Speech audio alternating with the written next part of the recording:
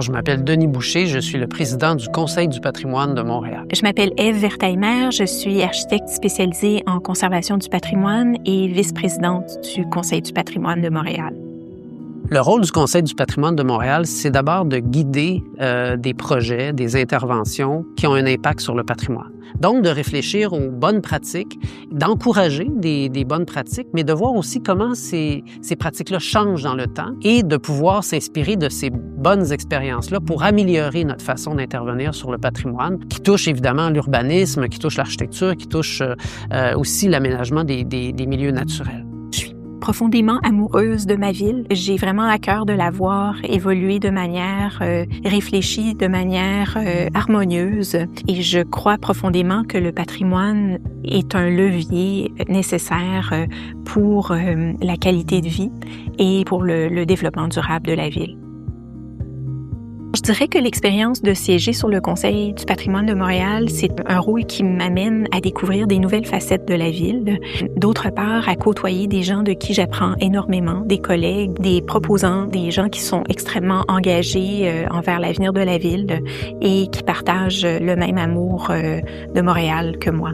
Le Conseil du patrimoine de Montréal est une instance essentielle pour plusieurs raisons. D'abord, je vous dirais parce que le patrimoine est une responsabilité municipale. Il y a des engagements qui ont été pris depuis très longtemps, il y a des politiques, il y a des plans d'action qui sont des guides, en fait, pour l'action de la ville en matière de patrimoine et ils ont besoin d'une instance comme la nôtre pour bien guider les choix qui se font. Le rôle du Conseil du patrimoine est essentiel dans la prise de décision, mais aussi dans l'analyse d'impact.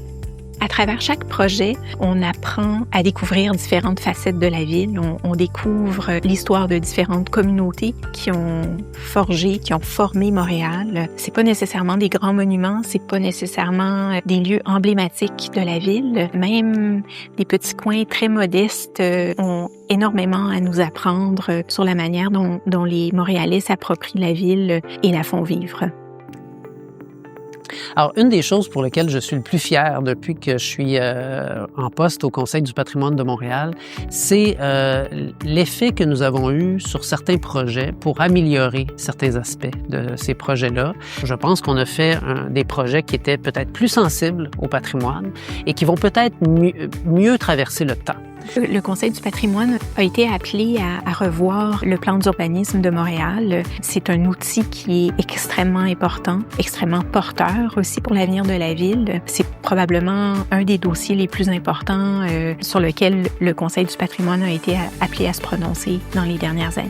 Ce que j'aimerais que les gens retiennent de notre travail dans le temps, c'est de voir comment une ville a évolué, comment elle a changé, mais qu'elle n'a pas perdu son identité et des lieux qui lui sont profondément associés. Alors, pour moi, le CPN, je dirais en 3 mots, engagement, collégialité et connaissance.